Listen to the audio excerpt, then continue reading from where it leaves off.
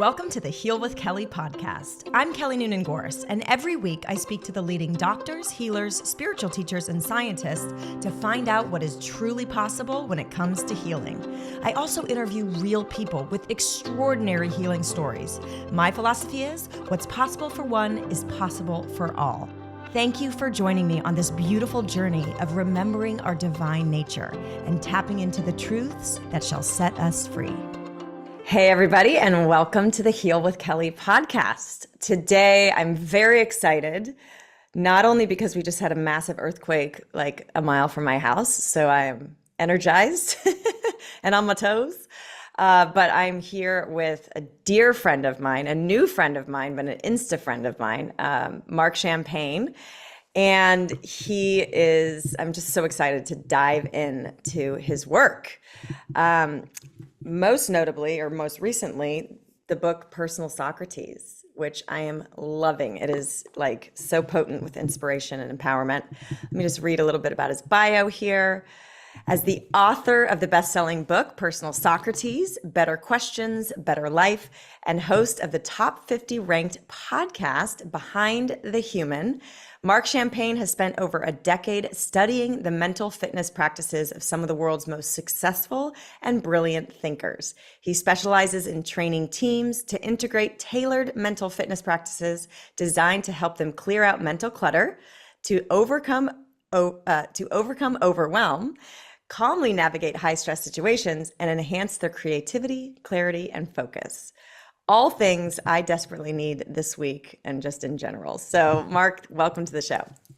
Thank you so much, Kelly. I mean, such beautiful words, and I send back that sentiment about kind of instant friends. I think I've mentioned this before when we've chatted outside of the podcast, but every time we link up, there's just like a beautiful synchronicity and energy, and I feel alive after. And I'm not even sitting where you're sitting, where you're having earthquakes firing off your energy, but I feel alive, and it's always a pleasure. So thank you. Oh, thank you. Well, where are you sitting these days?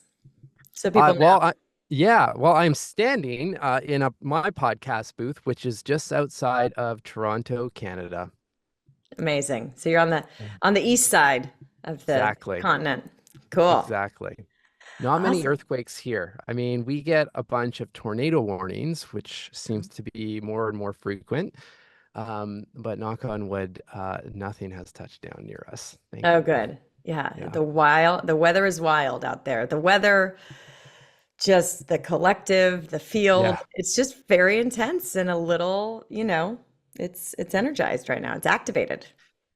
Good word. I couldn't agree with you. I mean, I feel it. I know you feel it. I 100% feel it with people I work with, and especially in the corporate world. It's just there's so much going on inside, but then externally, it feels like it's never ending. When or I should say, if we don't zoom out to actually look and be like, well, actually, it's kind of always been like this. If you start to look across history, it's just the circumstances, of course, are different, which Hmm. at least I find helps reset the in the moment panic or frustration or overwhelm and so forth. So anyway, I'm excited to chat because I'm sure we're going to dive into a bunch of these little Exactly. And micro mental fitness. it's what we need it more than ever, right? So Yeah. I guess let's start with, how did you get started in the world of mental fitness? What inspired you? What's your story that led you here?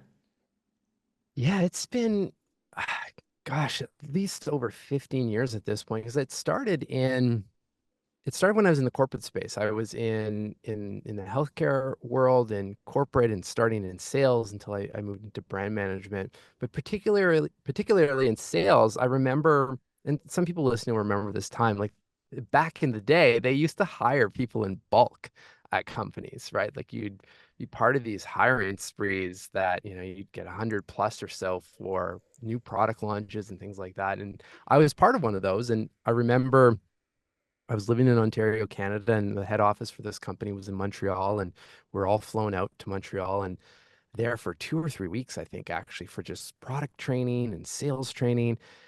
And I just remember thinking, okay, so we all have the same stuff to sell essentially. we're all being given the same kind of tactics and like sales models and all these different things. How possibly am I going to stand out of this group and try to get to the top of that, list essentially to the from a performance standpoint? And for whatever reason, what the thought that came to mind was I'm going to get up 10 minutes earlier and I'm just going to start reading positive content, which at that time, at least what was in my ecosystem was like Darren Hardy and Success Magazine. I was reading a lot of his blogs. I was reading Robin Sharma often as well. And Robin Sharma, I would say, is the reason I have a longstanding journaling practice. Mhm. And and then I started reading biographies and blog posts and whatnot on interesting people like Maya Angelou and so forth. And it so quickly kind of was apparent that all of these fascinating humans were asking really powerful, reflective questions, Mm. personally and professionally. And so I'd read that and I'd write down the questions in my own notebook and journal on them either on the spot or almost in some cases write it down and kind of keep it for the next morning. It was this excitement of because I knew I felt good starting the day like that and did that for over a decade, which helped me get through a bunch of ups and downs of like professional life, but then just personal life as well. And eventually it led to, and I'll pause after this, I've said a lot, but it led to just this overwhelming desire to create something in the digital world to help guide people into a journaling practice. Because essentially that's what I was doing. And I always got the perception that oh, journaling is there's like a Hollywood version of it where it's like, okay, light the candle, dim the lights, and people are kind of writing about their crush at school in their diary, which there's nothing wrong with that. That's super powerful stuff. But this is not what I was reading about. I was reading about questions from people that were literally changing the course of like culture and society and business and their professional lives and so forth. And I just wanted to come at it from that perspective. And that's what led to really all the work that I do now. And at that time, one of the first guided journaling apps. It's really amazing the power of a question because I'm no spring chicken, although I like to hold on to my spring chickenhood for as long as I can. I'm sure there's a question that will help me get there. But I am an avid journaler my whole life. Started with, crushes on Yeah, Sean McCarran in first grade and went from there. I love it. Shout out to Sean. But then it became, learning about kind of inundating, kind of same as your path. Like I'd be running or I'd be driving to auditions and have all this Yeah, time. And I'd literally put in the cassette tape, like back when cassette yeah, tapes of like Eckhart Tolle, The Power of Now, like book yeah, on actual tape. yeah, And just inundating my psyche and consciousness. So then I would gratitude journal, but I've never done reflective journaling. And, okay. we started talking about like your company, and then I met another woman who started a reflective journaling company. And as it pertains to healing, because we're creating this Well Set app, Mm, and offering tools to people on their healing journey. And so I was just like, yeah, journaling is great, to remember and kind of do some reflection or some even just like emoting, just getting it out of the system on the page. But until I was like prepping for this interview, I really didn't understand the power that reflective lines of questioning has. And yeah, so I'm excited to start my own practice with reflective questions. Um, but even as I was like spinning about something in the middle of the night earlier this week, and I started, you can diffuse the spin cycle of your mind by asking questions. mm. So you know what Almost I mean? instantly. Almost instantly. And I did Yeah, not realize the power of that when it comes to anxiety or overwhelm and other emotions, whether it's, you're going off the rails with anger and you're just telling these stories in your head. And then you stop to ask a question and reflect and go, why am I feeling this way? What is the wound that is driving this? What is the fear that is driving this big emotional reaction? Whatever the line of questioning is. So kudos to you for tapping into this many years ago, because I am just learning the power of this and going, whoa, this is like an in the moment emotional survival tool. So, well. Thank you, but I'll back it up a little bit. I journaled for, like I said, probably a good 15, maybe 12 years at that point, um, quite consistently, and obviously benefited from the practice. But it wasn't until I'd say maybe the last 5 years when I hit my own version of rock bottom that I really understood that we're literally a question away from a completely different life or mood at any point. So even on, on my side, I mean, using these questions, but I think it really depends. Like my definition of a quality of question is it's not necessarily the question itself. It's the timing and relevance of that question and the impact that it can have no matter where you're at, or I should say where you're at in your life at this point. And essentially that's what happened to me when I was in one of my lowest moments. I emailed a mentor of mine, Chip Conley. I mean, you might know his name and his work from Modern Wisdom, and so forth, and explained kind of the situation and was asking for advice. And he literally just replied with a one question response via email. He says, "Well, what do you want for your life?" And that just paused like all of the looping narratives, all of the fear, loops that were running long enough to then get to, okay, well, if that's what you want, which was bringing back hope, as you know, and I know you've worked a lot in this topic. Like as soon as you lose hope, I mean, it's really hard, right? So if we can maintain that level of hope, and there's many ways to do that. In this case, it brought back hope for me, and then it led to the next set of questions, which then it was like, okay, well, if this is what it is, then who do I need to speak to, and like, what's one thing I can do right now?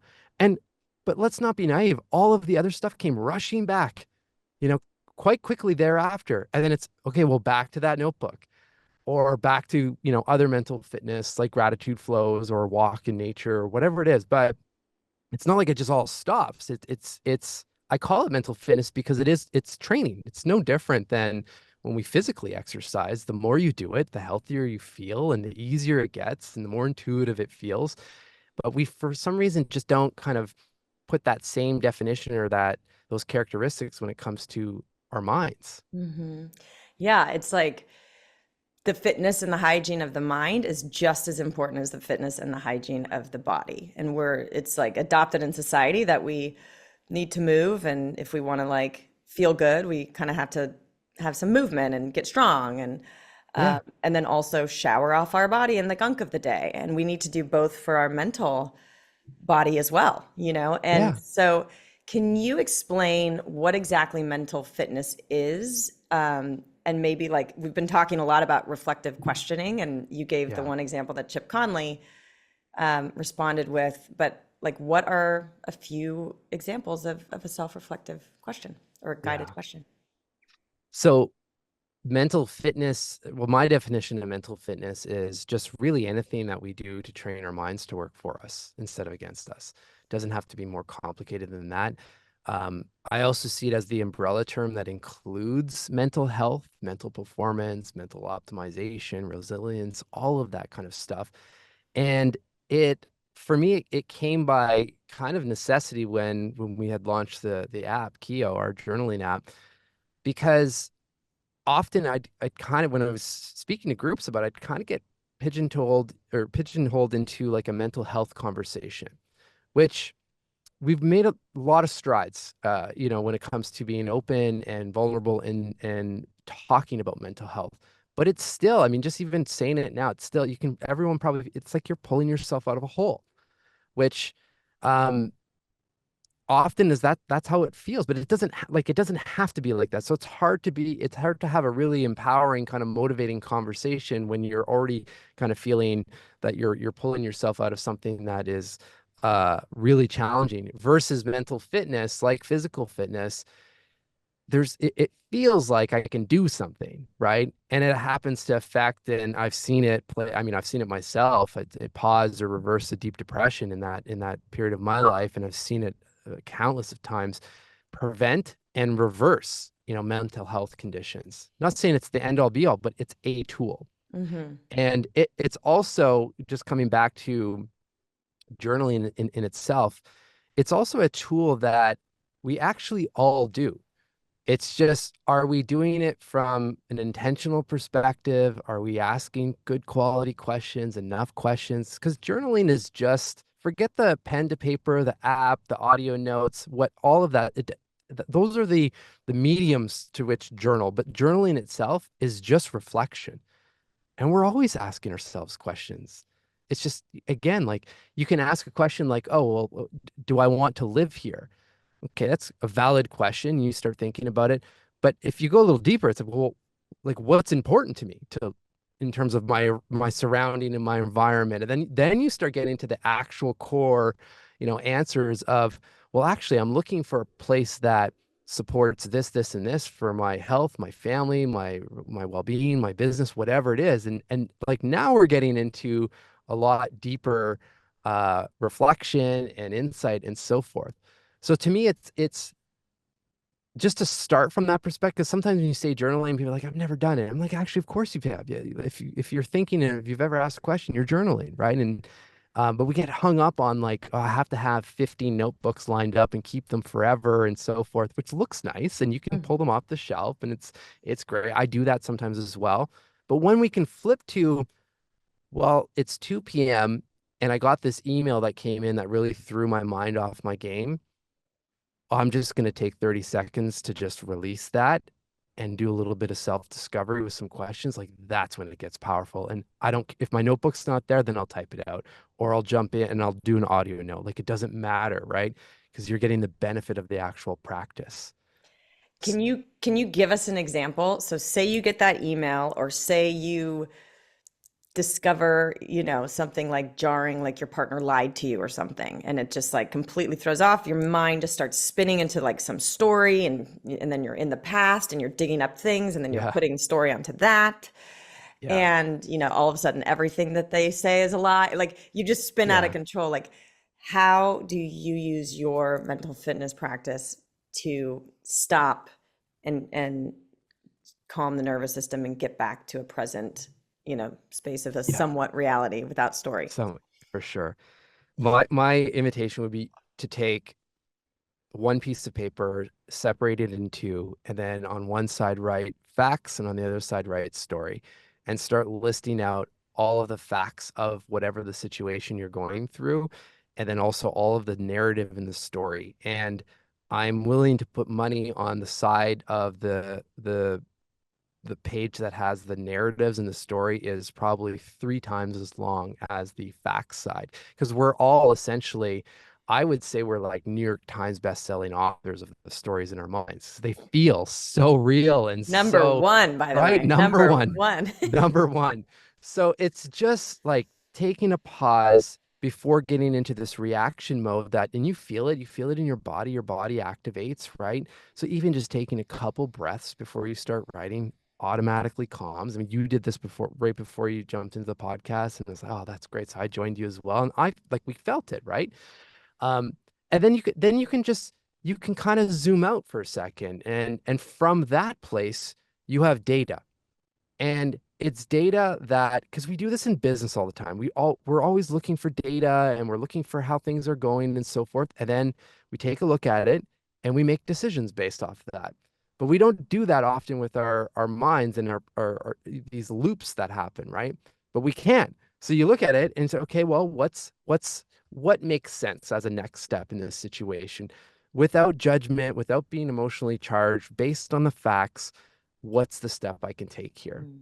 Yeah. So that's like an immediate kind of to pause. And because what happens is often, and the reverse of that is we just continue to loop and it hijacks our whole day, if not days and sometimes weeks, right? And then all of a sudden, depending on the situation, it's like, oh, my shoulders are tighter, my neck is tight. I'm like, I need a massage.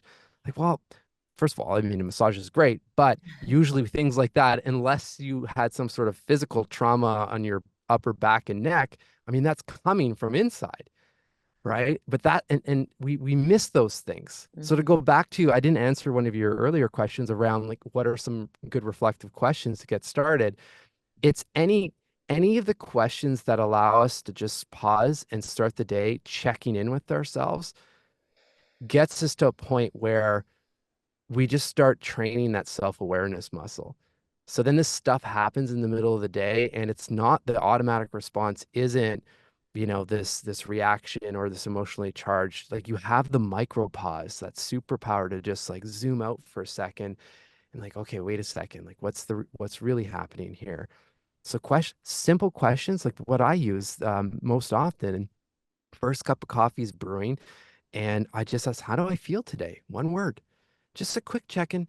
And if my mind feels like it's cluttered or overwhelmed, then it's, well, why? Like, what's the fuel source?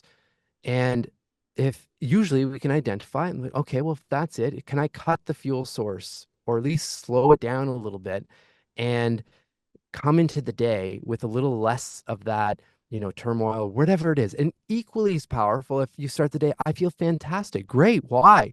Bottle that up because you're going to hit the dip. It's just inevitable. We're up and down. So then in that moment, okay, well, wait a second. That thing that I identified this morning really lit me up. Well, I'll bring some of that power back.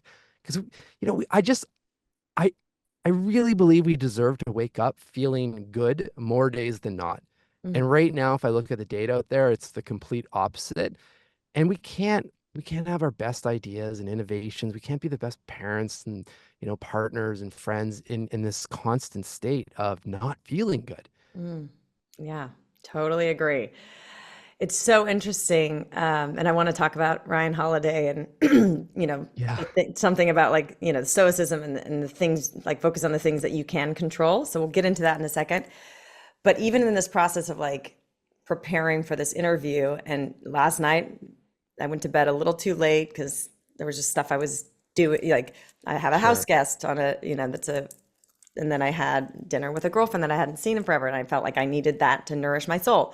But we stayed a little too long, and I'm Yeah. usually going to bed early and have like, and so I woke up in the middle of the night and my mind started spinning. And I'm like, oh my gosh, I'm only going to get 5 hours of sleep. I'm not Oh, yeah. prepared. I just started spinning and I'm like, I'm irresponsible. I chose to go to dinner with my girlfriend. I should have been finishing his book and writing down questions. And I'm at this point in life where everything that leads up to an interview is usually like exactly what I need to explore for the conversation. Oh, I love And it. it's so wild. Yeah. And it's this wild flow state, which you could miss if you're just holding on to this mental tension. Yeah. And so I started just to reflect. I started asking myself some questions and go, well, why, is it true that had you been prepared that the conversation is going to be better? Like, or why do you feel the need to be perfect? And also, and maybe these aren't the best quality questions, but it was enough to like stop the spin cycle Yeah. and also go, okay, all the messages of late have been about trusting life. And when I'm Mhm. like I'm doing this 28 days of gratitude with Rhonda Byrne right now in the book, The Magic. And like Mm. crazy stuff is happening that is like Yeah. signs reflecting back going, this stuff works. The frequency is changing and you're shifting, the field. And so, but it's all about trust. And so I started just reflecting on this and I go, okay, this is an opportunity. Mark is a very kind man. We Thank you. have a lot in common. Like, Yeah. just trust that the questions are there. Just trust that the conversation will flow. You don't need to have stress or mental tension around over preparation or whatever. Just trust and be present. Like, what's Yeah. wrong with that experiment? And I was like, oh, and just like body relaxed, went back to sleep. Yes, I could have gotten more sleep and felt a little bit better, but the earthquake came and energized me, got me hyper present. But all of that to say, just that simple act of questioning and breaking the pattern of whatever your stuff is. Mine is, beating myself up or shooting myself to death. Like I should have done this, Mhm. I should have done that. And just breaking that and then going, okay, what if I just show up, be present and do the best I can? Yeah. And it like shifted everything. Oh, I'm so happy. And then the So earthquake, like happy. so many things got derailed this morning where I'm usually Yeah. stressed out. And I had the resilience and the capacity because the space the questions created to just flow with it and Yeah. not be stressed. It's game changing. Well, I agree. It's game changing. I also think it's a massive competitive advantage, and especially in today's world when so many people are frazzled and not present, the complete reverse. And I see this shows up in boardrooms and with teams and so forth, right? You get so stressed or perform, like you can pick any use case almost, performances. And I mean, there's of course a level of preparation that we have to feel comfortable with, but knowing you and it's not like the first time we've spoken. I know you've already read parts of like, you probably could get away with doing very little prep for this versus someone maybe met for the first time, right? Right. So there is a baseline of preparation. I don't want to dismiss that, but where I see it happen often, and I was one of these people as well, um, is you get caught in, okay, I need to do this, I need to do that. And then you go into the conversation, the meeting, the performance, like whatever it is, and you're not present and you're missing all of the little beautiful clues or cues that maybe aren't being said or aren't being displayed in a normal way that you would pick up on if you just were calm and able to just really tap in. And I mean, I learned this from Cal Fussman, and I think this is the first chapter in the book. I mean, he was a longtime writer for Esquire magazine, has interviewed, I think, the vast majority of US presidents and Muhammad Ali and all these wild, remarkable people. And he shared his practice of, he said, he'd have a yellow notepad essentially and just write out every possible question he could think of. And then he would rip it up and just go in, turn his tape recorder on, and just trust that his mind would surface the right question at the right time. And that, I mean, it takes a bit of courage to do that. I admit the first couple of times I Oh, was a bit, earthquake happening. wow, Wow. All that right. is wild. Little aftershock. Okay. Earth is releasing You've some got all the tension. energies working over there. Wow. Holy smokes. Okay. All right. My daughter might come in here. Okay. That Okay. was less than the one before, so that's an aftershock. Wow. Yeah. Anyways. So all to say, be present. Yeah, right? Right? Okay, okay. Yeah. Yeah. Wow. Anyways, Okay. yeah. So Cal, Yeah. who is, by the way, a dear friend of mine as well. I don't know Oh, if you know okay. that. Amazing. I Yeah, didn't know that. No. he's been writing my husband's biography, Oh, wow. for a few years now. And it's just, he's a wonderful, wonderful human and just so easy to work with and just sit and talk story. But Well, so it his was so story. cool that he opened the Yeah. book and I was like, oh my God, Cal, Yeah. I mean, it was a bit of a surreal moment because I mean, I didn't know Cal personally. I was listening to his show and I noticed, I'm like, okay, we're interviewing some similar people and so forth. And I just found that I remember this because I would listen to his show and others while I was at the gym. And I found often with Cal, I actually had to stop working out because you know him. I mean, you're like on the edge of your seat with the way he story tells. hmm And I just sent a cold email basically explaining that. And we ended up, he came on Behind the Human, and I'll never forget this. This is maybe 150 or so episodes ago. And I was like, I'm just going to ask the question and then hit mute and just not say anything and let him do his thing. And then, it led to me writing a chapter about him. And then he invited me on Big Questions, and we talked about that as well. So it was a really powerful connection. But then also I'd say because of him, I mean, I do every interview now. And I was just with a team yesterday, same thing. I mean, I prepared for it, but then I have no notes or anything like that. And just to trust our minds to surface what's the most powerful, like that's the superpower there, Yeah, right? totally. I mean, that trust word is a biggie for me, and I'm trusting life that Yeah. way right now. And, I'm not perfect, and I definitely like forget in big moments. I'm like, not Yeah. trusting life. Life should definitely be different. But for the most part, like to prepare, we hold on. We're so tense. If there's a mental story, then, our brain is hardwired, right, to find Yeah. threats in the environment. So we are kind of like predisposed to catch the negative. And Yeah. so if you don't have a mental fitness practice or mindfulness or both, you are kind of just like the unconscious tendency towards the Yeah. negative is going to be running the show. And Well, it's so autopilot.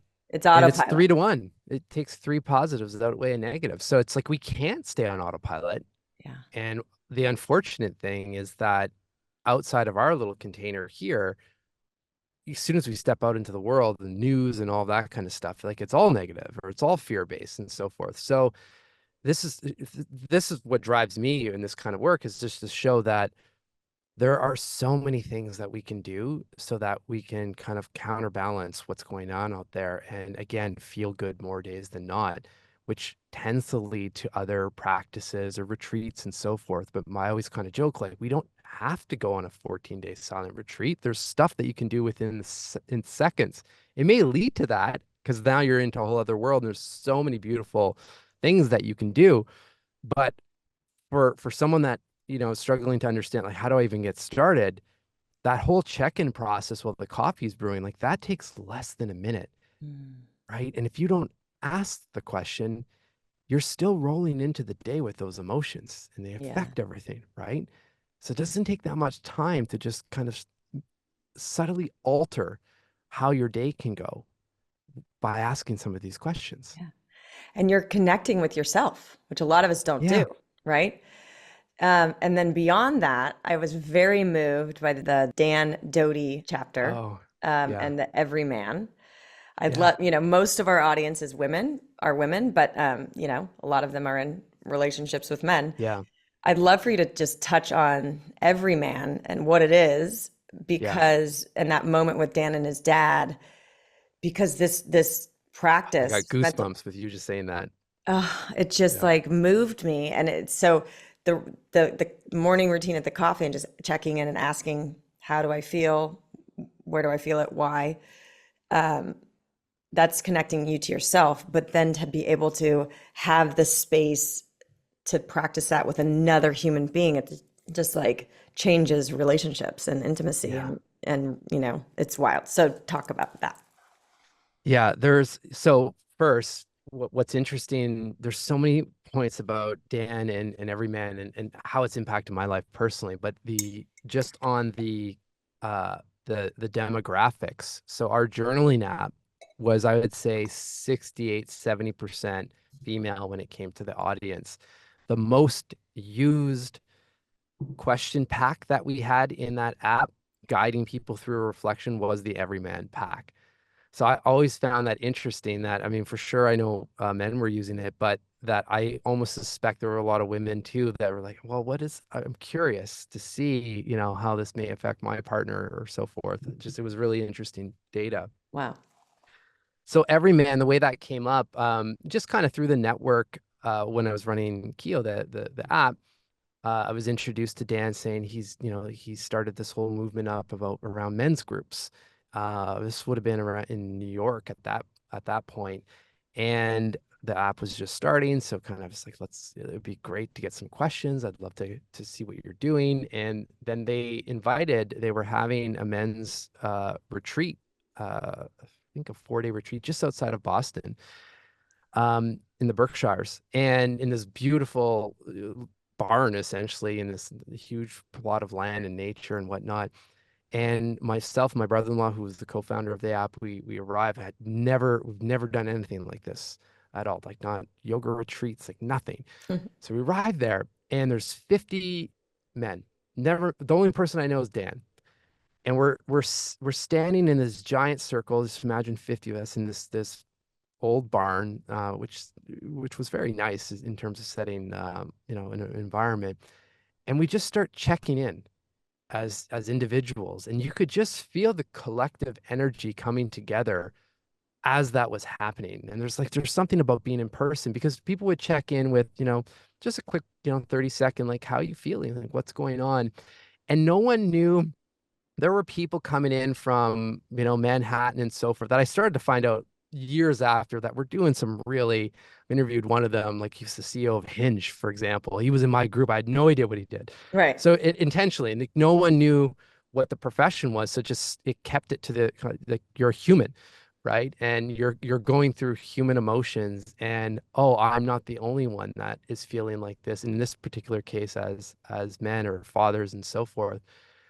And it just continued like that, and there's what you're referring to that I wrote about in the book was Dan had his dad there for the very first time, and they went through this essentially like a ceremony where they're facing each other, almost about, I would say, less than a foot apart, and speaking the unspoken for years of, their relationship.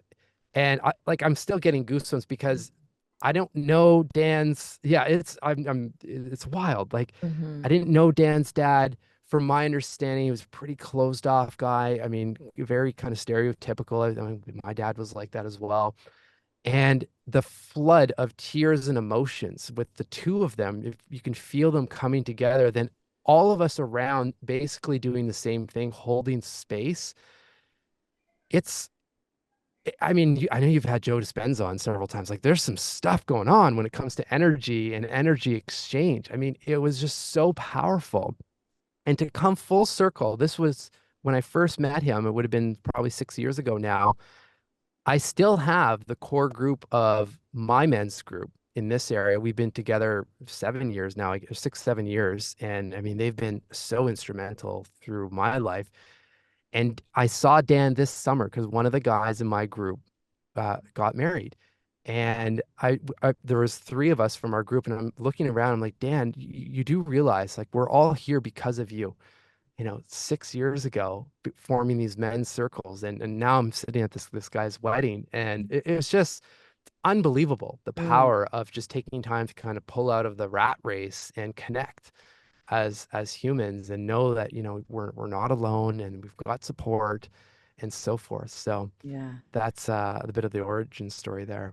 And a container where you can drop all the masks and the titles and the pressure that Yeah, you have to uphold some perception to the yeah. public and just be human, you know? Yeah. Just Well, I think the biggest thing, and I've felt this over the years with my own men's group, is, and definitely in the Berkshires with those guys, there's no judgment there, right? Like, even I think of my wife, like, we have a very strong relationship, but I think of some of the most challenging times that we've been through on the business side of things. There's just some things that I'm like, I don't want to add extra tension there. Like, we're going through this together, and she's got, things that she's dealing with, and so do I. And if I share, it's not about holding back information, but there's certain things strategically, I'm like, that's just going to make things worse. Whereas with that men's group, there's none of that. It's everything. Like, what, and there's no judgment around, okay, well, you're feeling kind of like you're spinning out of control. Well, I feel that from your check-in. Like, I feel that with you, and it's okay. What do you need right now? You mm, know? And often we just want to be heard yeah, and and insane. and felt. Yeah, and Yeah, seen for sure. cool. Oh, so Yeah. cool. So talk to me a little bit about Ryan Holiday, because Yeah. he's like, I just got the book Meditations by Marcus Aurelius. Finally, right? Everybody's been talking Yeah. about it for a long time. I have the Daily Stoic, but Yeah. tell me about when you became interested in Stoicism and these guys like Marcus Aurelius, et Yeah. cetera, and Ryan Holiday, and who he Well, is. I mean, it started right at the very beginning. When I mentioned I just started reading and studying interesting people, I would have come across some of Ryan's earlier work at that time, and then just started really, following his work, and then picked up Meditations by Marcus Aurelius, and again, just started my day like that. In terms, especially with Stoicism, because it's such an easy way. Like, that is the book, the Daily Stoic, for the longest time. And I told Ryan this, is I have a copy of your book, and it's actual, like, I took the slip jacket off, and it had I think it was like a cream colored cover. I'm like, it's actually like turning yellow from the sun, because it's just it constantly leans against my coffee machine. Like, that's how long I've been using this as my mental fitness in the morning. Because what I do after that check-in is usually read a page from the Daily Stoic or Marcus. Like, I'll switch out the books, but something short and sweet, just to shift perspective in the moment. Mm, So that's what was the core fuel for Stoicism, and why I still, really read about it, because you start seeing, and I noticed this when I was writing the chapter about Marcus Aurelius, when I was doing the research, if you were to update the English in his meditations journal, you'd think he's talking like you would think it's 2024. He's like, Totally oh, I can't applies. wait to Yeah. get to the vacation in the countryside. It's like, okay.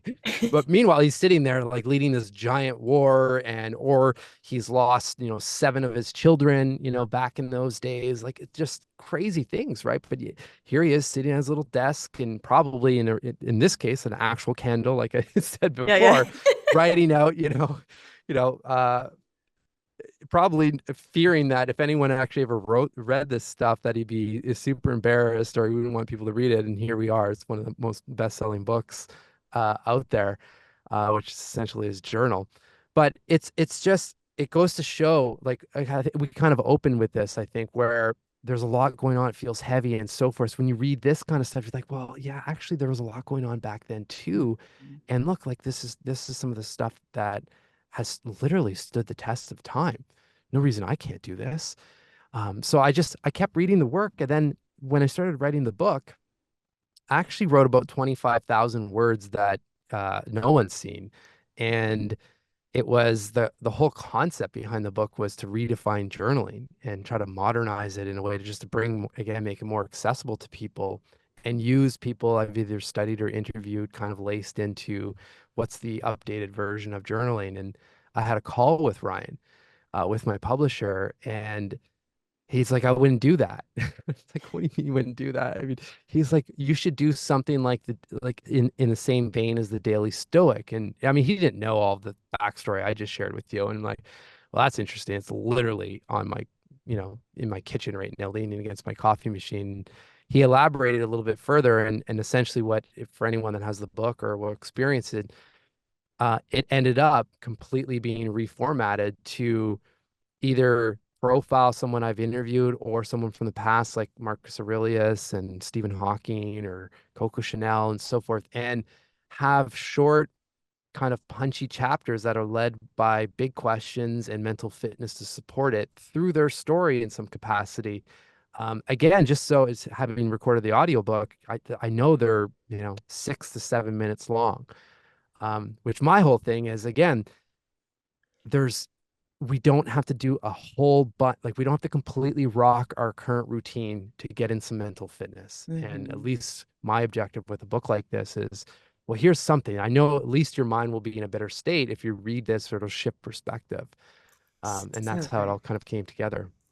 Yeah, and it really, guys, the book are these bite-sized stories of these remarkable humans and just the mental fitness that they had and their practices and their questions and their philosophies. And I think Ryan's has something to do with like control the things or like think about Yeah. the things that you can control and let everything else Yeah. go, which brings me back to trusting life, right? And Yeah. it's so, as you talk about Marcus Aurelius and the days, there's wars, he's losing children, like it almost feels like times are always intense, and that's just part Yeah. of the human experience and adventure. Like, so, and of course, we try to learn these tools and heal our wounds so that we can have more resilience to walk through that fire of being human, of Yeah. being Yeah, human. exactly right. My voice just cracked. Um, but like, what do you think? I mean, what's your spiritual beliefs? I love this question because that's my like, what do you think it's all for? Are we ever gonna, are we moving towards some utopian experience of being human where everybody Mm. is like in an everyman group and we get back to this, there's no wars and, we're eating off the land and big chemicals are gone and like, is that the goal? Is that where we're heading? Or is it just that attempt to better ourselves and operate with more love and connection? Like, what does it all mean? Why are we here? Oh boy, just a small Small question. question, Kelly. Yeah. No big deal. Um, the way I look at that, or because I've thought about that, of course, that question. For me, so you asked about belief systems and the kind of spirituality and whatnot. Um, that's where I kind of fall into. When I was writing the Marcus Aurelius chapter, that's what really opened up for me was I kind of zoomed out and thought, okay, what belief systems were kind of given to me as a child. And first and foremost, do I still subscribe to those based on where I'm at right now? And then most importantly, based on where I'd like to be and how I want to feel, do I have to have some edits there or bring in some edits, which led to understanding, okay, well, I like the idea of having some stoicism in my life to be able to your point, like focus on what I can control and shift perspective and so forth, and then bring in some other modalities and whatnot. And from my research, it seems like all religions and spiritual practices and modalities and all these like ways of living, they seem to all come to the point of presence. Like if you can be present in the current moment and not be worrying about the future or reminiscing about the past or regretting the past, it seems like it all comes to that point.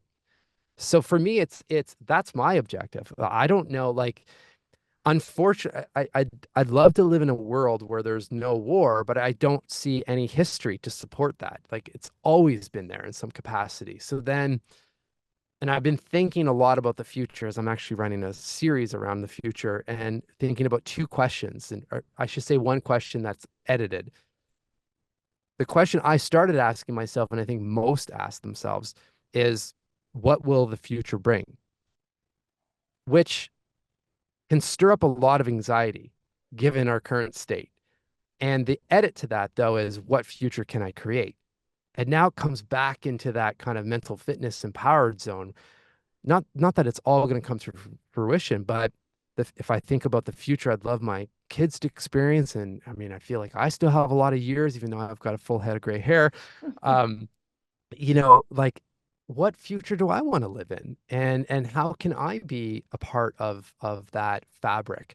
And I think a lot of it starts with the internal game and our internal empire and creating, a desirable space where it's safe and healthy and um, curious, I think is the big word that comes to mind, and curious about what's to come, and not in a state of being anxious or scared about the uncertain times ahead, but flipping the script and being excited about, well, that uncertainty could and definitely often brings a lot of opportunity Mm-hmm. if we can see it and live from that place. And I think it's just a constant reminder, like, or I should say we need the constant reminder, because I can say all of this and then we hang up and something happens, like, oh my God, like back into, so it's just go through the process at first to kind of set up your protocol for your mind, knowing that you're going to flip back and forth, but you can return to, well, this is the way I want to show up. Mm-hmm. This is how I want to show up for myself first, and then of course, for the world and what we do and our kids and so forth. Yeah, that's the goal is like, how do we be okay with everything? And like, despite circumstances around us, how do we maintain that center and that presence and that Yeah, trust in all capitals that life is unfolding exactly as this divine intelligence would have it? And we're co-creators, so yeah, we can co-create to the extent that we can optimize this, vessel yeah, to with mental fitness, with good nutrition, with healthy relationships and environment, and all these other practices and tools, so that we can have the resilience to show up and be curious and be present and be trusting yeah, that we'll be okay no matter what is happening around us, as the earthquake, like yeah. because you just can't control that. And No, I was having a conversation with a girlfriend last night, and politically, and just in noticing how charged up maybe I would be if, like, the side that the yeah, outcome that and I'm just looking, and she's like, did you watch the debate? I'm like, I didn't, because A, I had plans, but B, also it's I'm just watching a bad movie unfold. There's no yes, good yeah, option here, and there's no, so yeah, I'm just going to trust that, and stay centered and observe, be curious about like where I'm getting triggered and why I feel so strongly, and also be compassionate about other people's triggers because they truly believe that this side, this person, this thing has to happen for them to feel safe and okay. And Yeah. just to like start to have the capacity to reflect on my own need for safety and okayness through exterior circumstances, and then have compassion for other people's need for that. And that search for safety and okayness is driving these big reactions and this vitriol and this, othering and this divisiveness that's happening right now. Yeah. So just to Well, it's be so curious important. and watch that and stay centered through it, or at least Yeah. practice so much awareness that you can, if you get pulled off the rails with emotion and defensiveness or, needing to be right, you can come back and go, you know what? Let's just watch it unfold and be curious. Yeah. Well, and from that place, like the other thing I think a lot of people don't talk about is that it's not about just being complacent. I mean, of course we can take steps forward if we want to change something and so forth, but I would suggest not doing that from a triggered place. Like that's not where, when you're all stressed and agitated and so forth, that's not when we do our best thinking. So I think it's twofold. One, we deserve to feel good, and we know what it feels like when we're present and things, we feel safe and so forth, and are not triggered by all of these different things. Like and stuff just happens, right? Like that's when really awesome things present in our lives. Plus, from that state, then if you really want to have some sort of change, whether it's in health or whatever, like name the topic, there's abundance of things that we need to work on as a society. Well, you're just thinking from a whole other level of clarity, right? You're not in this like you're in the eye of the storm now, looking out like, okay, I can inject myself here or help here and so forth. And I think a lot of people, I see this in business as well. It's like we need a new plan of attack or a strategy, but like it's coming from ultra stressed about numbers. Well, why don't we do a little breath work first and clear some of that stuff out and just take it down a notch, because you're not going to come to a solution that is the best solution, or that is actually tackling the core issue from this state, right? And Totally. that applies for everything. Yeah.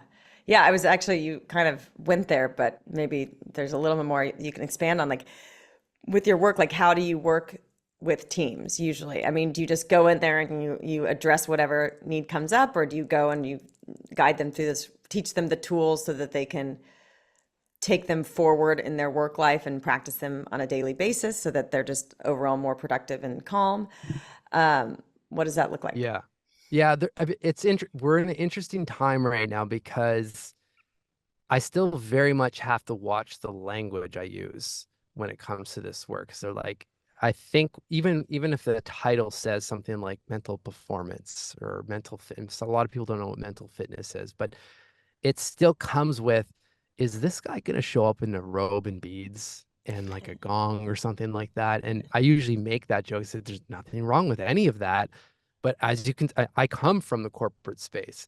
And guess what? All of the stuff we're going to talk about, I'm not inventing. Like this stuff has been around since the beginning of time. And then I have to show, oh, well, here's this billionaire that does this. Here's this Olympian. Here's this Pulitzer Prize writer. This is why I keep the show running. Um, just to like blow out the ego and open the door for conversation, because then we can start talking about or start checking in. And I did this yesterday with a small table or a small round group of all CEOs. And I just started same thing that we're talking about. Said, the last 3 days, if you had to describe how your mind feels, what's one word you would use?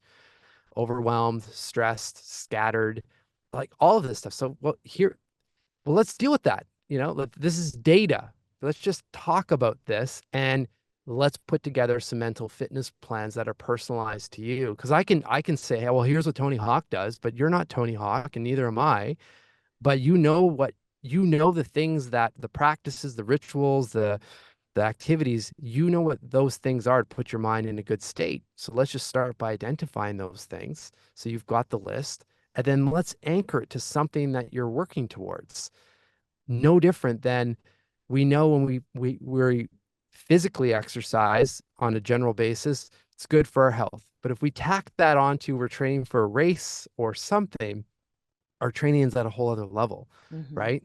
So tack it on to, I don't know, if you're launching a product or there's unfortunately there's a lot of change management happening. If the company is restructuring or whatever the situation is, well, throughout this process, let's make sure that you've got some things dialed in when it comes to your health that you've implemented into your schedule so you can handle that level of emotion and not get to the end of the day completely drained, right? Like it's possible.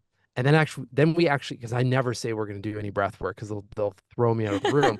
Then then we do the breath work and I show, it's 2-3 minutes and the whole room is like completely different energy, Yeah. right? And it's like, see, like, again, next time that email comes in, or if you're dealing with something like you're breathing, right? And let's not forget, we come into the world taking a breath and we come out of the world with a final breath, but we don't think about the in-between part that often, or we don't think about when we're jamming on our laptop and we're crunching down, and we're constricting our lungs. Like you're not, and everyone gets it on that one. So then they sit up, and it's just to show like this is just practical stuff. Mm-hmm. And you're gonna feel good. You're gonna do better. I mean, and sometimes I'll start whipping out the stats and stuff, but I don't like to get there because it's common sense. Like when Mm-hmm. we're feeling good, we'll do good. And yeah, teams that are mentally fit are 30%, 37% more profitable than unfit teams. Mm-hmm. But it doesn't like, of course, when you're stressed, you're not feeling well, you're not going to perform at the same level. So try to avoid all the data and whatnot and just like let's just think about this from a practical level. Mm. But we're not there yet, Kelly. Like there's great teams that are adopting this, of course, and I have to do like less trickery when it comes to the language. But it's still not at the place where I think in 5 to 10 years it'll be here where it's as adopted as physical fitness. That like, yeah, I'm gonna go for a run before I meet you for dinner. Like that's, Mm-hmm. it's not there yet. And I think we also forget, like I remember with our app I remember this one pitch deck we had for investment. I had a slide in there that was a cover photo from People magazine, and it was David Hasselhoff and Jane Fonda, 1975, and they're jogging on the beach. And the caption was like something like, "Hey, everyone's about to do this. You should really try jogging." Oh my God. That's not that long ago, Right. right? Wild. So, I love yeah, it. Oh my God. The Hoff, the Hasselhoff. hop, yeah, Um, so I love, this book is, I think, our individual access to, it says questions that will upgrade your life from legends and world-class performers. I mean, I love Kobe Bryant. You have him in here, the Mama mentality. And just like you said, like, well, I'm not Tony Hawk. So reading this book and just having these bite-sized 6 to 7 minute chapters about what these legends, what their mental fitness was, or what their, leading philosophy, what their motivation was. It's so inspiring. And like, I'm going to put this by my coffee thanks, Kelly. maker, and hopefully it'll be, lighter blue next time you see it Yeah, instead of the exactly. sun bleached. But honestly, guys, if you want daily motivation, if you want mental fitness practices and self-reflective questions, I'm just going to like open to a random page and then we can tell everybody where to get it. But so let's see. Coco Chanel. How Oh do I be? yeah. Yeah, Coco Chanel. I hadn't gotten this far in the book yet. It's near the end, but her question at the top is, how do I become irreplaceable? Yeah. And so you talk about behind the question, what presence do I want left behind? How do I foster legendary confidence? And then the final thought you have is confidence with presence breeds irreplaceability. So that's one example. Let me go to another one just so you guys have contrast of what is being offered in this book, because I feel like it's very potent. Like this is going to be my superpower. And I'm going to read Kobe because I love him and I miss him. Yeah. Kobe, how do I get to the rim? One of the greatest NBA players of all time. You talk about what is your motivator? Oh, we're having another earthquake. Okay. And then Wow. final thought, what legends have achieved is far less important than how they have achieved it. So this book is chock full of a variety. Maya Angelou, you said, Yeah. Cal Fussman. Kobe's was interesting on that one because that final thought comes from how he studied Michael Jordan and how it wasn't the persona around Michael Jordan. Obviously, it was like the player. It was how does he dribble? How does he put himself in places on the court where other people aren't there, but he's like 10 steps ahead. Like what? And that's the whole like, how do I get to the rim? It has nothing to do with getting to the rim and everything to do with who can we study within our craft or with it that inspires us and understand how they think differently. Yeah. And by default, you'll get to your destination in that sense. Yeah. And Michael, for those who really know me, I had a life-size poster of Michael Jordan at the end of my hall every Oh, morning. I'd really? like jump up and kiss him on the way to school. I was obsessed with Michael Jordan to the point like where I went to the Utah Jazz finals at the Bulls because I'd never seen him play and I was Remember those rumored that he games? retired. Like just wild. And so of course, and then Kobe's my age, like a year older. So I grew up watching him and I grew up in LA. Yeah. So knowing those two and watching Kobe study Jordan and watching Kobe become the most Jordan-like player, but then with a Yeah. Kobe twist and their mentality, both of their mentality is so tough and resilient. Like those are my guys. So Yeah. yeah, I love that you And said that. and so I think this is one of the most important parts of this. What really stuck with me researching Kobe is we all kind of think that in some capacity and know about this rock solid mindset and so forth. But still, he's still a human being that when his alarm went off at 4:30 in the morning to get the fourth workout in, started to negotiate with himself, just like Gus. I think it's pretty warm under these covers. Like maybe I won't get up, but then reminded, and this is where the difference is reminded, well, why am I getting up? And tagged it to, well, I'm we're striving to win an NBA championship, and that's why I need to get out of the bed. And then in this case, I paired it with Mel Robbins' 5 4 3 2 1 and out you go kind of thing. But just to show, like, it's not like he was just jumping out of bed, can't wait to get to that 4:30 a.m. workout. Yeah, it was a battle probably every morning, Yeah, and then just totally. maybe gets easier on some days. And but if you have that why, that motivator, and that's such a helpful course correction to help. I got on this morning. I'm like, I really need help with time management because I'm overwhelmed, I'm Yeah, scattered, and have all the excuses. And but really, if I just get clear on my why and what I'm going for, the rest is just organizes itself, I think. yeah, yeah. Yeah. Well, it's the zoom out too. Then you look at the calendar and be like, well, what's supporting, what's pushing you farther away from whatever that why is, right? Yeah. And then you can make I mean, I went through this myself a few months ago where I just felt, I might have shared this in our last conversation, but I just felt really overwhelmed. And I'm a visual person, so I had to kind of just almost draw it out. I'm like, what are the projects, the relationships, like what stuff am I like, what am I trying to move forward? And I had listed out there was 37 things. Like, not that I was working on 37 things every day, but like they're in your mind, right? Like they're all somewhat like that's not attainable. No wonder I don't feel good or I feel like my mind's clogged. And then just to be kind to myself, just set the intention. The next couple months, I'm gonna work at editing this down.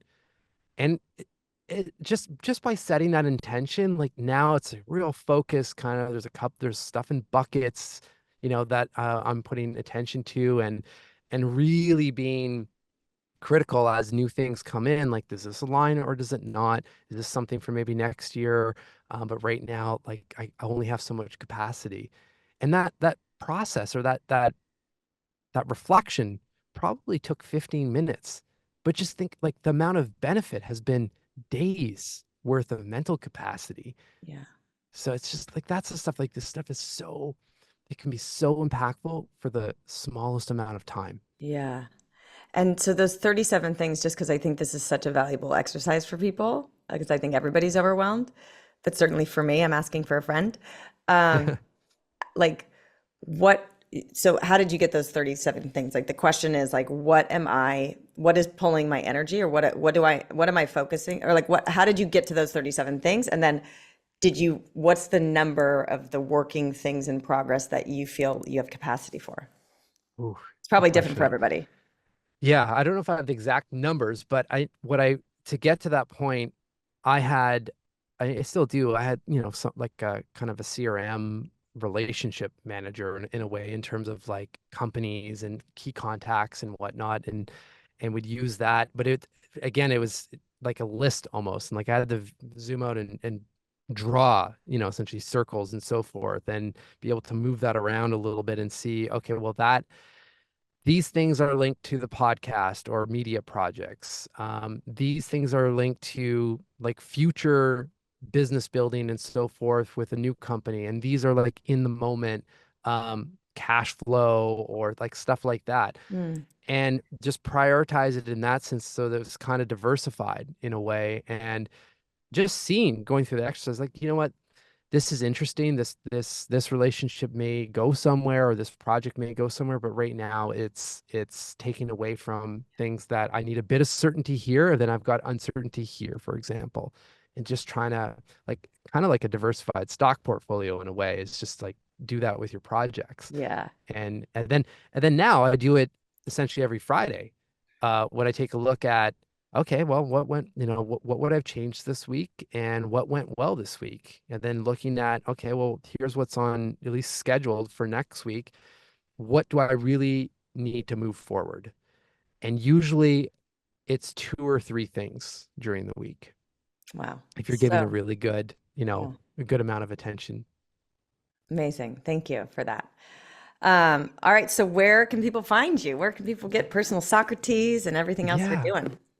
Thank you. I mean, so the book is, it's on Amazon. It's direct from the publisher, Baron Fig as well, baronfig.com. But I've got links to all of that at my personal website, which is mchampagne.com, spelled same as the bubbly. The podcast is behindthehuman.com, which that all links to the same website. So if that's easier to remember. And then, yeah, the book's there and whatnot. And please share, like, this is what I've learned is please share this episode and share a question that has really changed your life or that's been significant, and tag, both Kelly and I, so we can allow the ripple effect of that to live on, because there's someone else out there that will resonate with that question. And then now it's exponential. You Mhm. never know. Can completely change someone's life. So cool. Yep, it changed mine just very rapidly, and I'm just so excited to have this tool and to continue talking with you and implementing some of these things Same. that you do every day, like and every week, and it's just so inspiring. So thank you for coming on the show and sharing this knowledge and wisdom in Thank your you, heart. Kelly. You're just a real bright light in this world. It's an honor to become friends. So thank you. Thank you for listening to the Heal with Kelly podcast. Be sure to tune in every Thursday for more empowering wisdom and inspiring healing stories. And make sure you hit the follow button on Apple, Spotify, or wherever you get your podcasts so you don't miss that one episode that holds the answer you've been searching for. Oh, and if you found this episode inspiring, please rate, review, and share Heal with Kelly so that we can grow our audience and reach more people. We truly appreciate it. Lots of love.